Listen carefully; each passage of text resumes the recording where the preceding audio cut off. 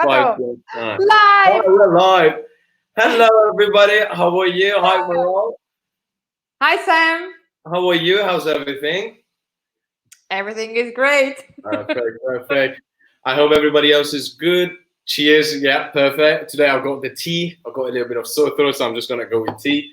Uh, Good so boy. to our viewers, I hope all of you great. Welcome to our fifth episode of Aperitivo in English.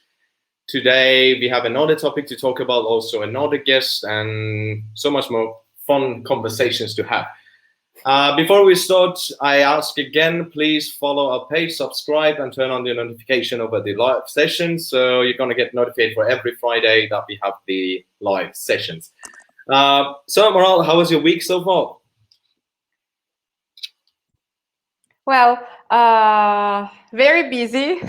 Okay, that's good. That's good. Being busy Very, is really good. Yeah. busy in quarantine. Yes. Yes, very, very busy. You know, I'm actually getting used to it. So I don't. Exactly. Yeah, people. This is not a good thing because, like, I mean, when this is over and like we are allowed to go outside and back to our normal lives, it's I gonna want be to really stay hard. home Yeah, forever. exactly. Like, I don't know. Like, my sleep schedule is really weird. Like, I don't know how can I fix that. Like, back to being normal because like we just sometimes when we don't do anything right now, we just go to sleep. Like, because we get so bored, we go to sleep. Like, that's something we want to do, like to pass times and everything. So I Actually, don't I know. I think don't the know. main difference is,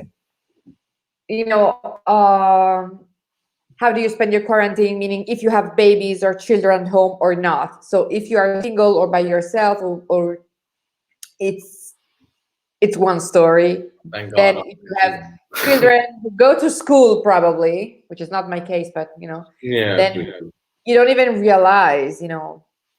I what's know. happening the days, and I know today is what I mean. It's Friday. Right. Yeah, Yeah. I don't like. I always lost the count of the days because like. If you remember yesterday, I was asking like, okay, today is the live session, but it was actually today. Yesterday, I was asking about it because I lost the count of days. I don't even know what day it is. Like, I think the only way I can like get to know the day is from the yeah. aperitivo that we're having online because I know every Friday we're gonna do it. So for me, it's like that. Anyway, today we decided to talk about this topic as going to another country and start from the scratch, from zero, no matter what did you do in the previous life. Having a new life in a new country has so many obstacles and also so many advantages. So, like for us, all of us, like even for you, even for me, I couldn't say I started from scratch because starting from scratch is super hard. For me, was like if it was supposed to be for me, it would have been super hard because starting from scratch is basically you're on your own in a matter of everything, like literally everything. There's no support, there's no help. It's just you. You gotta take care of yourself. You gotta bring yourself up, and just like it's gonna be you all the way. So, what is your suggestion? What's your opinion about this matter? Like, how do you feel when you start from scratch, or how do you feel when you move? Yeah, it's like if you want to talk, if you like your own opinion about like going to another country, not in your own country, not in the country that you grew. Like, I'm not talking about growing up as your age. I'm talking about growing up as everything, every matter. You just let go of everything and you say you want to have a new life and you go to another country and you start from the bottom.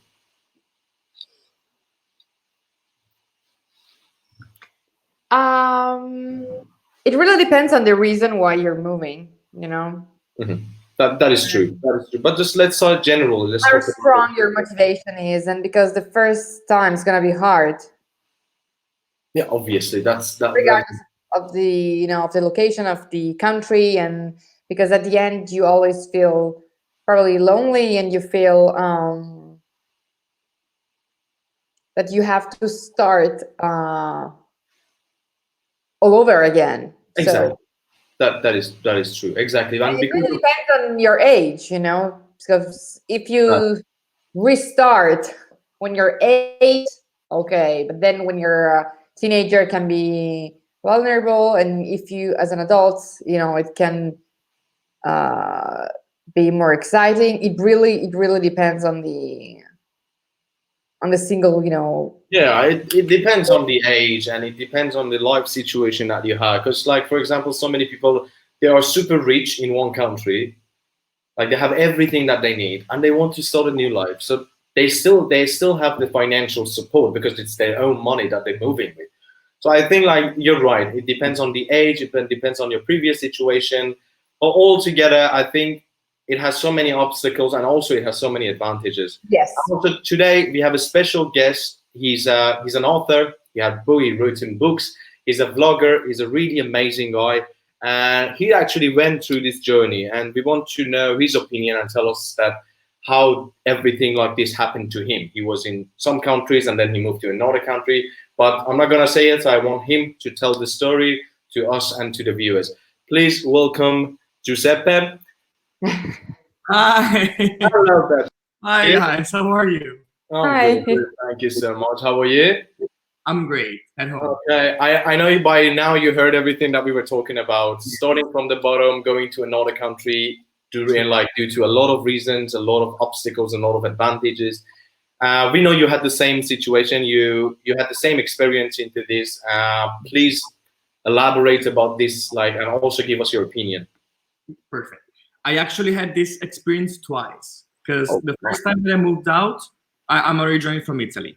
Okay. Live in Bari, in Okay, buddy. Yeah. in the south of Italy. I was studying languages. I studied Spanish and Arabic and Portuguese, and then I had the opportunity to move to Kuwait. Oh, nice. Kuwait. Yes. That was unexpected. What? That was really unexpected. I wasn't expecting you to go to Kuwait. Yeah, that was really good. Okay. You're actually, That's a whole new experience, I guess. yeah. And Okay. actually, I was pretty scared because I had to leave my girlfriend at the time. Mhm. We were kind of getting married, or we were engaged, and so I left everything I had, and I moved to Kuwait to keep studying Arabic, and there my life actually completely changed. Completely. Okay. First of all, because I had to get used to a different culture, a different way of thinking, different people. And every culture has its own mentality. Each culture has its own perks, let's say. Yeah, true. That's true. And it wasn't easy at the beginning. It was pretty hard, to get used to inshallah. That Exactly. Yeah. Trust me, we know that. and I hate that. We're up in It- it. I was asking for something. They were like, "Yeah, inshallah tomorrow." I'm Yeah. like, "What? Why?" 90% of the time, that's not going to happen. Like when they say that, it's like, okay, maybe it's going to happen. Like, Yes. I'm from the south of Italy, so we have no plans. We don't Okay. actually used to do plans, but over there in Kuwait, it was crazy. Because when I was arranging to meet up with my friends, I was like, "Okay, what time should we meet?" And they were like, "Around the afternoon, late afternoon, inshallah." yeah. Should I get ready at 5? Should I get ready at 6? I don't know. What should I do?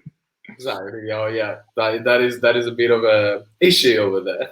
Yeah, it was pretty crazy. Can you And read the comments? There's a Yeah, why did you go to Kuwait? I went to Kuwait to study Arabic. I Nice. studied master in language and culture, Arabic culture. It was hard, even because the classes were all in Arabic, and I wasn't used to it. Because in Italy, we used to do classes in Italian, explaining, syntaxes and morphology, all of it in Italian. And then when I moved, I actually have a really, really funny story to tell. The first day of class, I think that I knew Arabic. I was pretty confident. How good was your Arabic before moving there? In my opinion, it was a C2. In your opinion? Maybe not even an A1 or A2, probably. Okay, but that's probably because the standard modern Arabic is very different from country to country, right? Yeah, over there they speak the Khaliji dialect, so I wasn't used to it. I knew the theory of it, but I wasn't used to it. So the first day of class, I came in, and my teacher asked me in Arabic, I mean in Kuwaiti, in which group are you? And I was like, oh, what did he say? I'm Pepe. Inshallah. Inshallah. He was like, no, I want to know in which group are you? I was like, Italian? I don't know what he's asking. Can Speak some. you say a sentence in Arabic? Any sentence, but first give us the English version and then tell us the Arabic. I will actually teach everyone to introduce yourself in Arabic, which is, I'm going to say, hello, my name is Pepe, and I'm Italian. Okay. And I live in Spain. I don't know. Okay. Assalamu alaikum, أنا يوسف, أنا طالب بس أنا عايش في إشبيلية في إسبانيا. Okay. I don't know. Giuseppe is Yusuf in Arabic, is he? Yeah, Yusuf. Oh, okay. Yeah. I don't know that. I just realized now. Okay. I actually have to change my name a couple of times in my life because in Italy they call me Giuseppe or Pepe. Then in Kuwait they're calling me Yusuf, and now they're calling me Pepe. Okay. I actually that's another thing, you know, of living abroad. You should probably change your name sometimes. Yeah, true. I got the same thing. Yeah. Giuseppe, it's not easy. I mean, Maral, could be. Maral is super easy for me. Maral is amazing. It is. Everywhere. It's everywhere. Actually, it is. For me, like my first name, if I couldn't change it, like people would get super confused, especially people who cannot pronounce like specific vowels, like specific letters, which is like basically in Persian and Arabic. It's like my first name is Khashayar. It's super hard. So yeah, it's like, I don't know if you heard like Xerxes, like the Persian king. Khashayar is the Persian, like is the Persian version of Xerxes, the name Xerxes. So for me, I just had to change it to Sam. For me, it was like, I had to go from the longest and the hardest name to the shortest and the easiest name possible. Very Chinese of you. Like from Zek to... Yeah, exactly. I just go into Sam. That's it. Like, call me Sam. It's easier. That's actually, and that's so funny. I also had a Chinese. I think she was Chinese. Chinese or from Taiwan? I don't know. She was Asian. Okay. I don't know. And when I introduced to her, she was like, "Oh, my name is." Wait, I think I remember. Wing Shu Mong, something like that, in Chinese. Right. And that's you can call me Miss, which is Thursday in Arabic. Yeah. What? Wow. No. It's not easy moving out, you know. You have to change everything, even your name. Okay. How long you've been in? You were in Kuwait? I've been in Kuwait for 1 year. 1 year. You were there for 1 year. I came back for Christmas to Italy, and then in May I came to Spain for holidays. Okay. So you've been in Spain since last May? Not last May, in May of 2016. Okay, 2016 you were there. Where are you now? What? Where are you now? I'm in Spain, in Sevilla. You're still there. Oh, you're going in Spain. Okay. I'm not planning to going back to Italy at all. We've got a comment. Tell us something about the food in Kuwait. The food actually really surprised me. It's amazing. It's delicious. At the beginning, I mean, we had a canteen, you know, where all the students went to eat. Okay. It wasn't great. It wasn't great at all. It was disgusting. But then I told you I had a girlfriend back in Italy. But then in Kuwait, I accepted me being gay and started a relationship with a Kuwaiti guy. So this guy actually helped me a lot improving my Arabic and visiting places and trying food. And the most delicious thing that I've tried, actually, it's not even Kuwaiti, I think it's Lebanese, it's knafa, which is like a cheesecake, an Arabic cheesecake. I don't know if you have it in Iran. No. But I mean, I can tell that the Lebanese food is probably one of the best. Yeah. Yeah, I think Middle Eastern food, like they have their own specific dishes. Yeah, true. Yeah, I think that the Lebanese food is like Italian food for Europe. you know. Yeah. Everyone wants to try the Italian food, and over there, the thing that I've got, it was like everyone wanted to try the Lebanese food. Actually, Kuwait is full of different type of restaurants. Japanese, Korean, Italian, Spanish, Lebanese, Moroccan, Egyptian. It's full of. I mean, they cannot do anything else. There are no bars. So what were you doing in now? What you've been doing so far in Spain? Yeah, when I moved to Spain, I started studying. I mean, I studied translation from Arabic and Italian to Spanish, and then a master degree in teaching. I'm a teacher. I teach Spanish and English. All right, that is not my specialty. I'm actually specialized in language, in the Spanish language.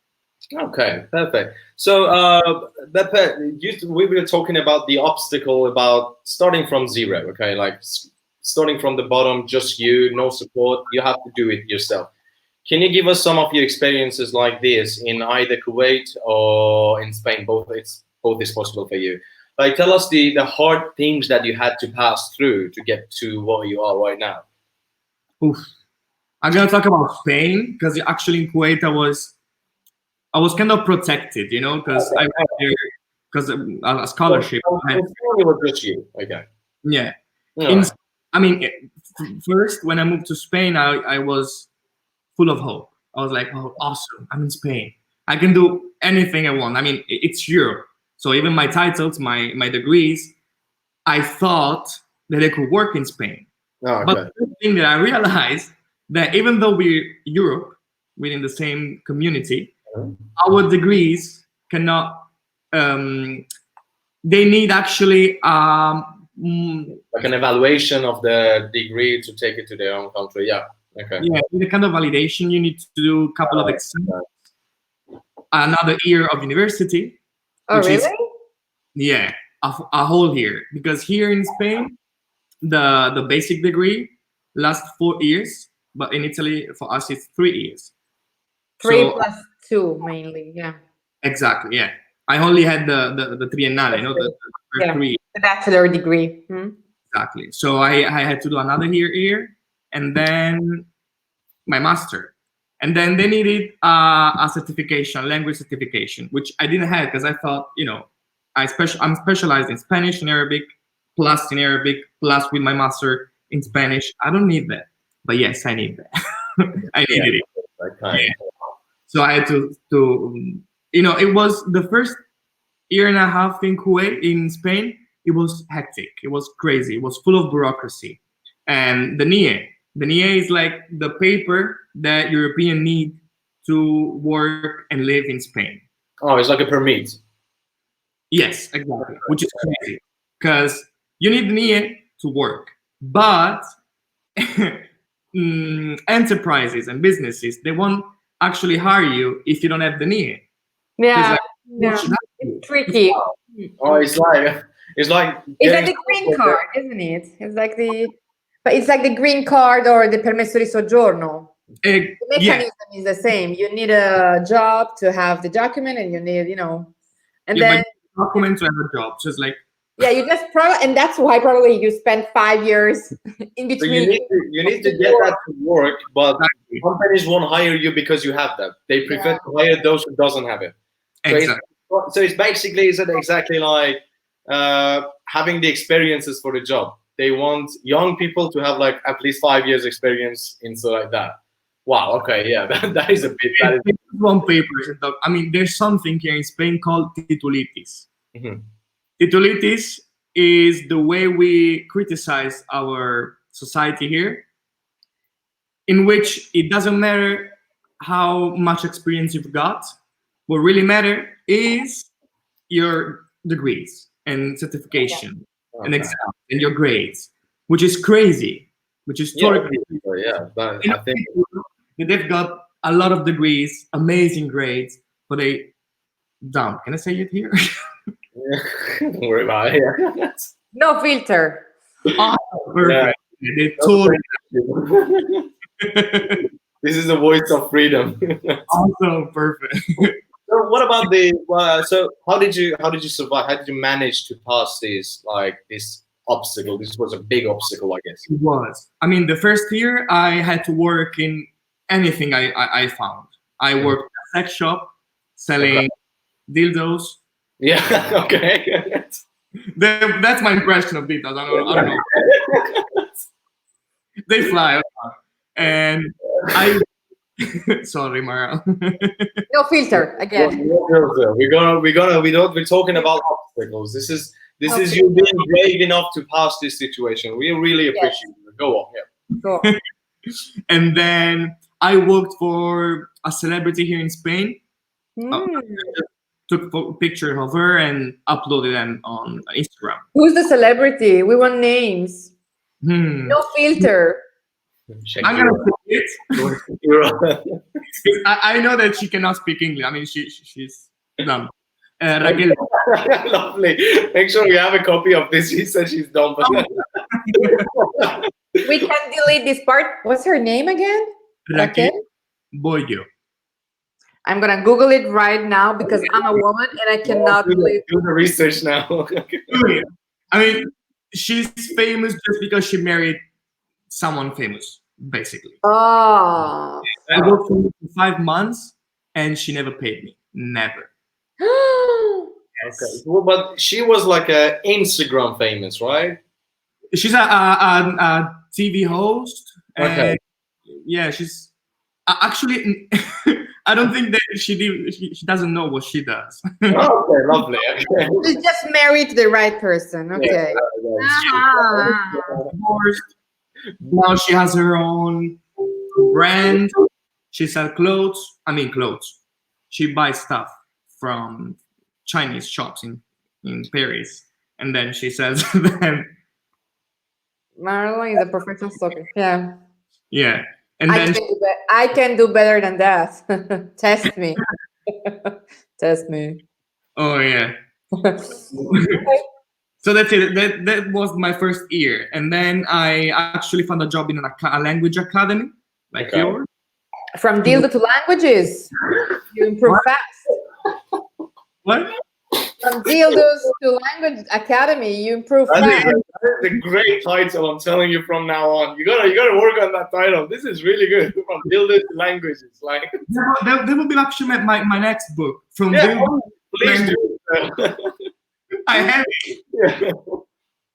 But actually, that's true. And in each interview I do, I always say that because I think that the sex shop taught me a lot of interesting things about people, about personalities, about how people react to stuff, to things in general. Because I saw a lot of different people. I saw old men. Yeah, you see. I think you're gonna see a lot of various type of people over there because, like, you never know. Sorry. Probably people you don't expect to see there. Yeah, obviously, like you don't really know. Sometimes, like, I think like people go there and then they just see people that, like, in your mind, if you see them on the street, like, I didn't even know they're into something like other than like the natural things. You know what I'm saying? What I'm talking about. So I think it's really good to, like, get to know people, but just looking at them. I think it's a really good experience that somebody can achieve. Actually, yeah, that's true. That's so true. And it was pretty funny. So, but I had to change. I wanted something better. Okay. So yeah, I'm working in this. Inshallah. I also worked for Iberia, the airlines. Wow. It was crazy too. I only worked for them for a couple of months, maybe 1.5, and I was done. I was like, no, because I had to find lost luggages. Think about that. Think about people calling you. Oh my God! You have to go through all of the You really respect you. You passed a lot of hard obstacles. I remember one day maybe it's cultural. A lot of people from South America, when they travel with at least 15 different bags. I don't know why. They always do it. I don't know. They want to recreate. They want to recreate their home Where they land. It could be. It could be. Yeah, I think it's crazy. I mean, when I travel, I used to just pick up simple stuff. Not even underwear. I don't care. I don't need underwear. I just need 2 t-shirts. I don't know. Yeah, some people they just go like over baggage to so many like like very short duration of holidays or vacations. Yeah, I get that. Like that's super normal. Yeah, I think it's super normal now. It's crazy. And I remember she told me, and she was like, "Oh, you know what? I lost my bag." I was like, "Okay, give me your tag number. You know, the number that I gave you." Yeah, okay. Right. And she was like, "Actually, I have lost 16 bags." So I had to register 16 bags while she was shouting and saying things to me as I was, you know, as it was my fault. So I was like, "Okay, can you please stop?" And I was done with it. It was a month and a half, I think, and it was crazy. I had to leave it, and then I started working where I'm working now, which is like formación profesional. It's called the thing that we teach. It's like a college, you know. It's like it's not university, but it's not high school. It's it's in between. So I'm teaching here now. I'm teaching English, even though I told you it's not my specialty. But yeah, but after 4.5 years, I found a proper job, not handling dildos, you know, handling people and angry people. I thought it was easier to find a job in Spain. I thought that too at the beginning. I mean, it's not hard depending on what you want to do. If you want to work as a waitress, as a receptionist in hotels, and as a tour guide, for example, you have lots of possibilities. But if you want something not better, because you know, something more, you know, if you want to earn more, if you want a better life, if you want to be rich and famous, Go get married to a rich guy then. It's not easy. It's not easy at all. And actually, I'm now studying another master's degree to apply for a public job in a public school. What are you studying at the moment? Language and Spanish literature. Okay. To work in public schools. Yeah, I want to become a literature teacher here, but in the public sector because they pay way better. Yeah, way better. And then you have as a private 3 months holidays. What? And then you have 3 months holidays. True. Yeah. I mean, now I have holidays, but they don't pay me. So I go, It's definitely going to be more than 3 because so many holidays, and if it's a public school, so I think like you're going to only work about like 7 to 8 months a year. So I think that is a good choice. Like that was really good choice that you made. I thought of it. All right. So basically, usually, but like after our guests tell the stories and everything, we prepared some questions as like some questions that we want you to say in your own way, in your own point of view of the answer. So first of all, the first question I would like to ask is, so you learned Arabic. On a scale of 1 to 10, how hard was it and why was it hard to learn it? Because like, I know Persian language, and I know even when the alphabet is super different, we even write from right to left, not left to right. And so it's basically a really hard thing to change from an international, like an English or Latin language to an Arabic or a Persian language. So how was it for you? I mean, it depends. If we talk about writing Arabic, it was really easy, really easy. Because I think it's a pretty logic language. I mean, I don't know if it's the same with Persian, but in Arabic, everything has its own place. You know, everything has a meaning. Even if I put an A or an O. The vowels it's the same. It's the same. In Persian, like yes. I took 30, 50 hours Arabic classes, and it makes sense what you say. It's very mathematical. Yeah.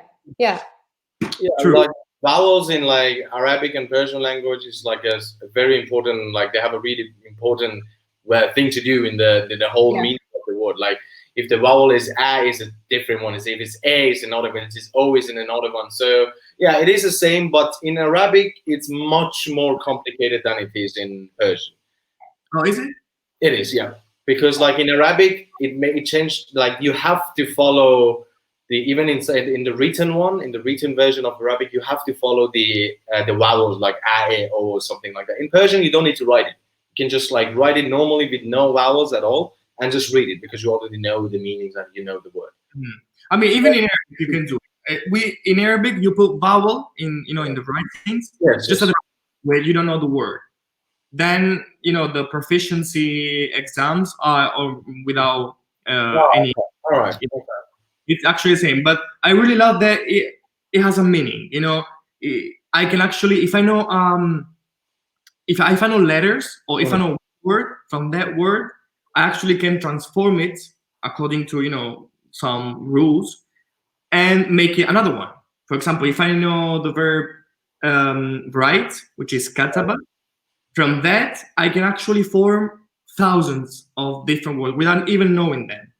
Because It's nice. Yeah. I love it because for example, I know that the sound ae, it's someone that does an action. So if I say katib instead of kataba, it's someone that writes, which is a writer.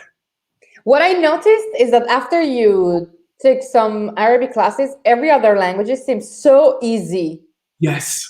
And it can help, like, you suddenly your French, Spanish, your English is like fluent. You're amazing at every other language. You have the hardest one. Obviously, the rest Brain is like this, during Arabic classes. So, yeah, you cry at first, but then you thank it. It's true. It's really true. Giuseppe, one more thing. Was it hard for the, how do I say, the cultural difference that you moved from Italy to Kuwait? Because the cultural difference is like here and here is like super different. How hard was it for you, and how did you adapt the new culture for your own lifestyle?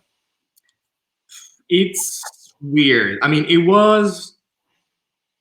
I left Italy, I left the south of Italy, which is different than living in Italy. Yeah. In Milan, it would be another thing.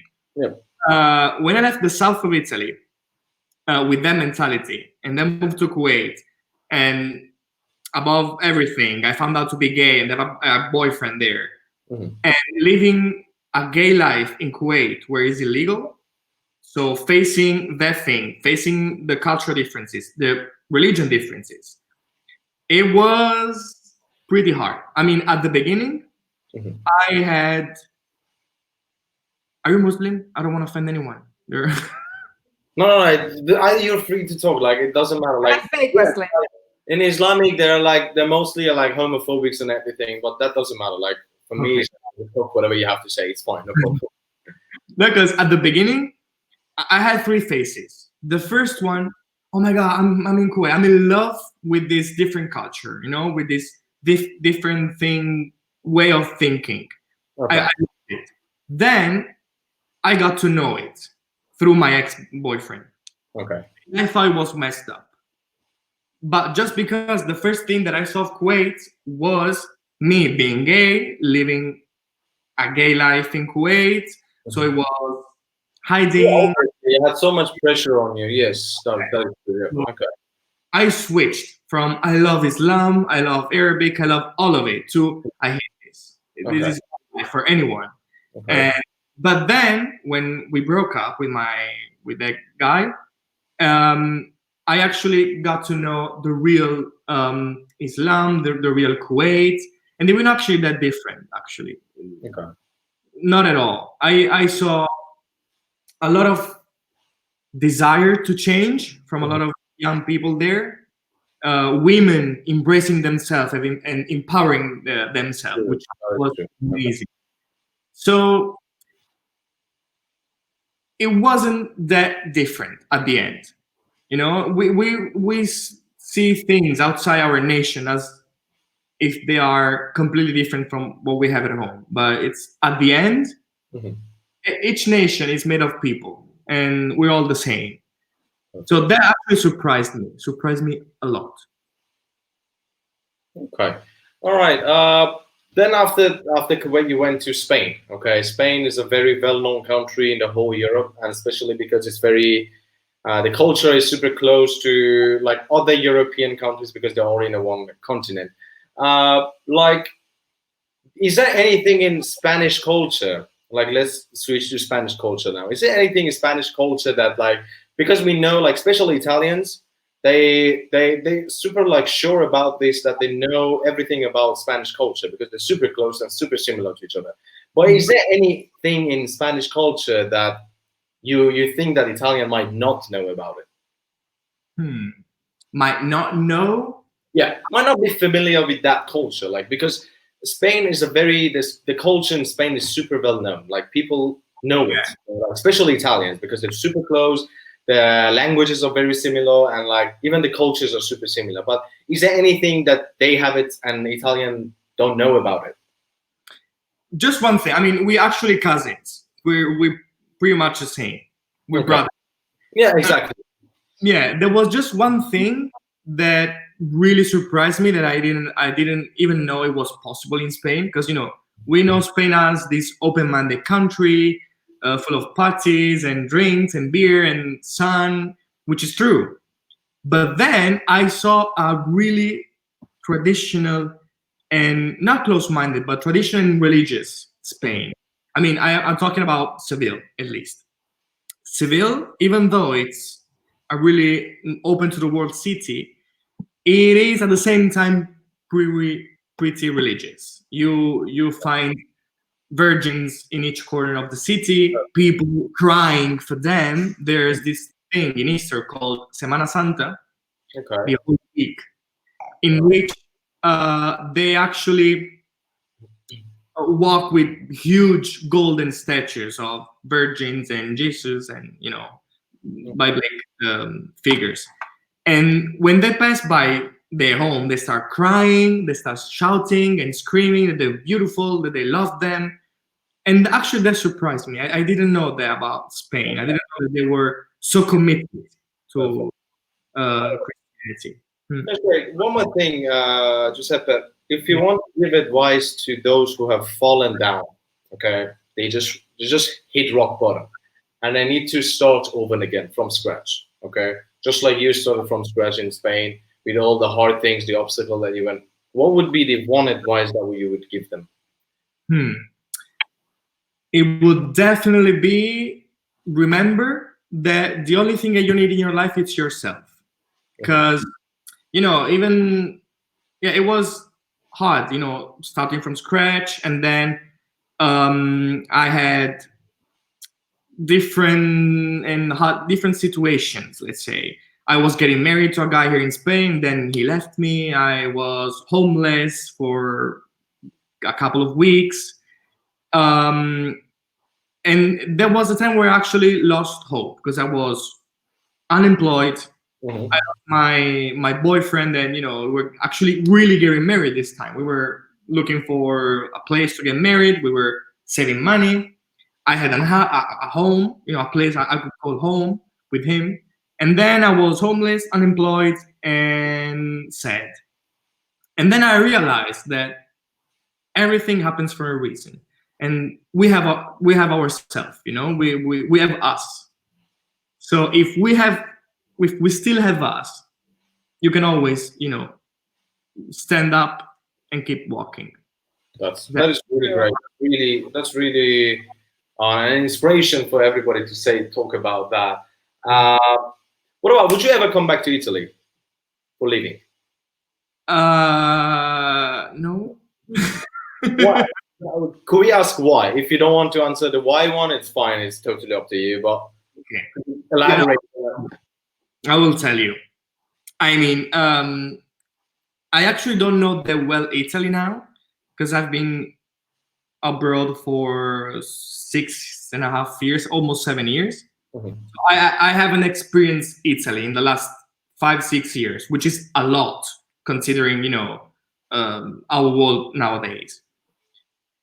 So from the Italy that I know from my past, I don't want to go back in the closet, first of all, because the south of Italy, at least, it's pretty homophobic.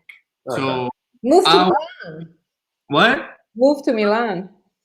My brother lives in Milan, actually. Oh, really? Yeah, he lives there. He's really, really happy there. Really? But What does he do? he's studying. He's gonna be a movie director, hopefully. Okay. Yeah, but so first of all, I wouldn't like to go back to the closet. I'm really happy outside. I'm really happy living my life. All right, perfect. That was really great. I've got two more questions to ask you. The one is that we know that you speak so many languages. You speak Spanish, Italian, which is your native. You speak Portuguese, you speak Arabic, and also English. So 5 languages. You're fluent in 5 languages. So you're basically a very super bilingual. If you want to tell which one was the hardest to learn, Definitely Portuguese. Definitely. Portuguese. I was expecting Arabic, but okay, that was it. So Portuguese was the hardest one. Definitely Portuguese, yes, because it's actually so similar to Italian and Spanish that Okay. you mix them up. I Oh, always them all, but then you bring up new languages. Okay. that Perfect. slows the process of learning, you know. Perfect. Okay. And what is your advice for those who want to learn a new language? Like, if you want to give them one advice, what would you say to people who want to learn a new language? Definitely would be don't study. I just love the comments. It's like, I want to send my daughter to live in Spain. Is it good? It is. I mean, don't want to go to Spain. Go to Spain. Go free. Go, I mean- Sarah. Go.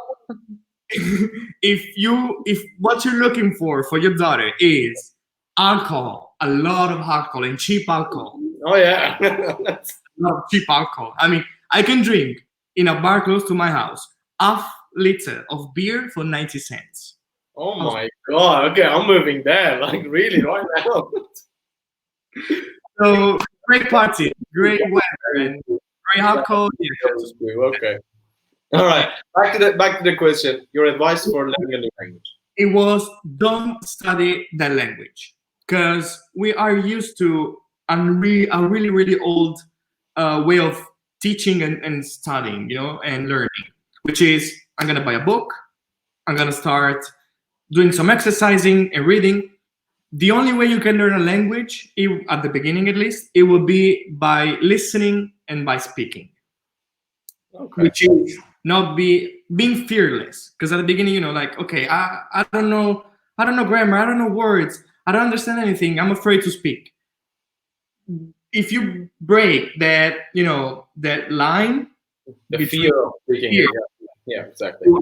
that would be the best way of. You're saying like instead of studying it, talk it, whatever you want. Just like, you know. Yeah. That's great. Actually, this is a very good point because like for this session we have like a bonus item that we want to go. We have another guest. She's Italian, but she's fluent also in Spanish. But we're gonna invite her to come to the live session, and since Maral, you and her, you guys all speak Spanish, but for me, no hablo español.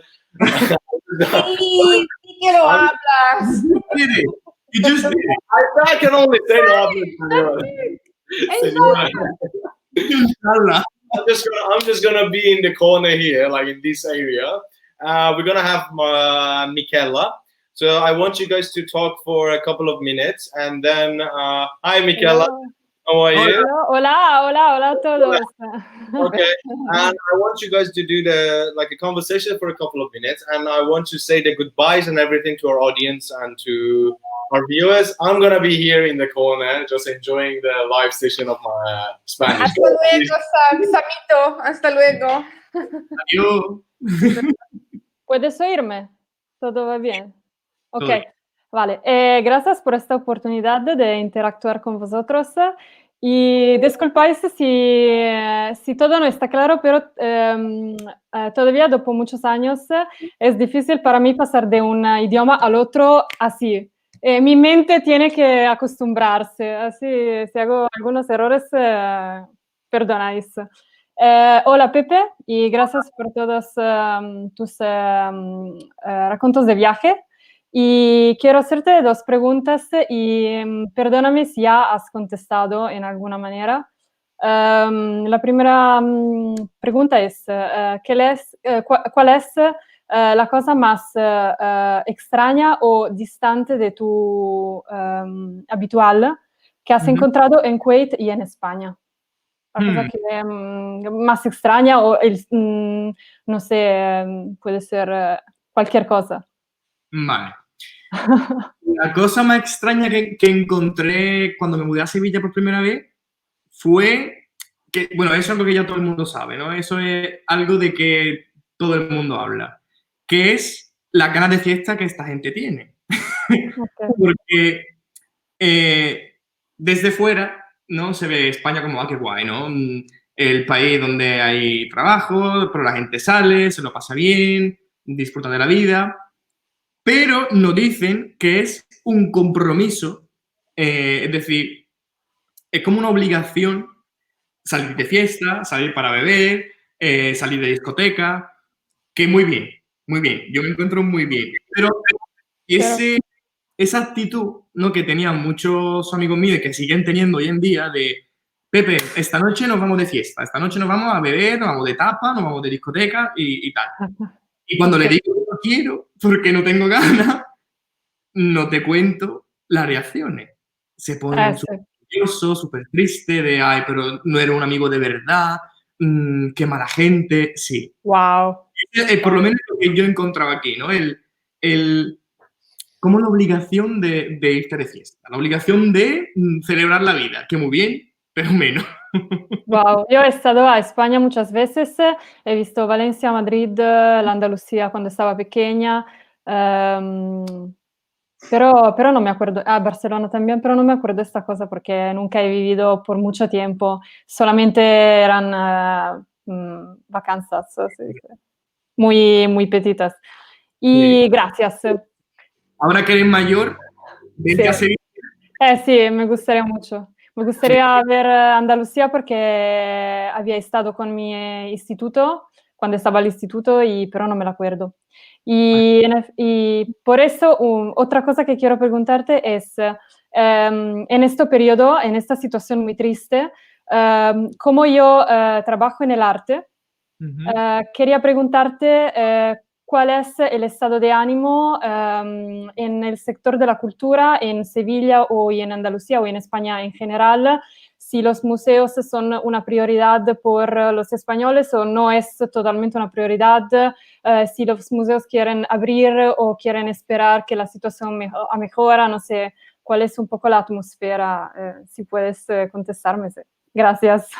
Y a ti. Mira, te digo que hay a nivel cultural, te voy a hablar de dos cosas, ¿no? Una de Vale. la cultura del pueblo, ¿no? De la cultura popular, y otra de la cultura ¿no? en sí, de Vale. museos, de arte. En cuanto a cultura en sí, entonces museo de arte hasta ahora no ha sido una prioridad de España, tristemente. Ok, vale. Y una prioridad financiar proyectos, no ha sido una prioridad ayudar a artistas que se han quedado en el paro, que se han quedado Tampoco en Italia, perdón. Tampoco, ya. Es que en esta parte de Europa no tenemos la concepción de arte como trabajo. No. Una concepción, bueno, él lo quiere hacer y que se apañe y que lo disfrute. Entonces, Vale. los museos, ahora nosotros, no sé en Italia, pero aquí hemos empezado con la fase 1. Y creo que los museos los abrirán en la fase 3 o la fase 4. Es decir, dentro de O un mes. 5, o 6, o 7, o 8. Pero bueno, lo van a. Es verdad que lo abren con. Creo con un 30% máximo de aforo. Es decir, no pueden entrar el 30% de gente. Y luego, por otra parte, cabe destacarle el tema de la cultura popular. Yo te hablo de Sevilla, por lo menos. Sevilla es famosa y se rige por dos fiestas. Vamos, que son las fiestas que traen dinero a la ciudad, que son Semana Santa y la Feria de Abril. No, todos tenéis que venir a la Feria de Abril, que es una semana entera en la que construyen otra ciudad dentro de la ciudad, en la que la gente se viste de flamenca, se pone traje elegante, Wow. tradicionales, hay gente que va a caballo con su sombrero, se encierran en casetas que Vale. hay así, y beben y bailan sevillano y flamenco todo el tiempo. Una semana así, imagínate. Wow. Y eso traía muchísimo dinero a Sevilla, por lo menos. Hablamos de miles de millones de euros. Ok. Y nos hemos quedado sin Semana Santa, sin Feria de Abril, porque era a finales de abril, principio de mayo. Y el ambiente, Una pérdida económica increíble. sí, y sobre todo para, imagínate, para un sevillano, bueno, para un andaluz en general, pero más para un sevillano que está acostumbrado desde que nace hasta su muerte a celebrar la Semana Santa, a celebrar su feria. Claro, Quitarle algo tan arraigado, tan dentro de su naturaleza, la gente lo ha pasado muy mal. claro, claro. Y se han... Aquí también en Italia la religión ha sido afectada por esta cosa y no podemos hacer mesas, no, mesas no. En italiano es messa, pero no sé en español cómo se dice, ceremonias religiosas. Y mucha gente está en crisis por eso también. Totalmente. Esperamos que la situación Mejores. vaya a mejorar, sí. Sí, Gracias, aunque... pero. ¿Cómo? Gracias. Gracias, Pepe. Y tienes un muy buen español, Miquela. Gracias. En mi trabajo hablo sobre todo inglés, internacionalmente. Así el español lo he estudiado por mucho tiempo, pero no lo hablo hace mucho tiempo también. Así, algunas veces tengo que practicar Cuando para... quiera practicar conmigo. Gracias. Volentieri, grazie mille. Bien. Gracias a todos. Y no os olvidéis, ya que estoy de paso, suscribiros Sí. al canal de Wallbridge y a la página Facebook, compartirla Sí, y darle claro. like. Claro. What? Ahora pienso que tenemos a Sara que quiere saludarnos, ¿no? Ay, Sarita. Sí, Sara, entre. Por favor, entre, Sara. You know she's not gonna do it. Sarita. ¿Dónde está? I think Sarah is packing to go to Spain. Yes. So many people like, man, like I have so many people. No está. Sara no está, ¿no? ¿Está o no está? Quiero... Sara, por favor. When Giuseppe said that half a liter of beer is 90 cents, I have so many feedbacks right now. Like people are messaging me like, should we go to Spain now? I'm not like, I'm going now. If you guys want to come, just come. I mean, if you come to Seville, just call me. Yeah, please. I know how to call. Like I know who to call now. That was great. That was really good. Okay. You do the honor of the Spanish goodbye. Sí, si quieres. No. Toca a ti, Pepe. ¿Yo? Si quieres saludarnos en español y en inglés y como quieras. Vale. En todo el idioma. Sí, en arábico, en árabe. En arábico. Ya que estamos, lo hago un poco en todos, una mezcla de todos los idiomas, sí. Este experimento. Sí. Bueno, primero deciros muchísimas gracias a Sem, a Maral, a Sara, a todo el mundo por invitarme a hacer esta entrevista. Muchísimas gracias. So don't forget to subscribe, share this video, Wallbridge. And if you want to check out my YouTube channel, Yo Soy Pepe, and my Instagram page, Yo Soy Pepe, too. En italiano, grazie a tutti. Grazie a tutti e massalama. Massalama. All right. Thank you so much, guys. It was really fun to have you also, Giuseppe. I hope you follow the amazing path you're going and to be successful in every matter, no matter what. Okay. Thank you so much. We'll see everybody next week on Friday. Stay safe and have a great day. Bye-bye. Thank you, everybody. Bye.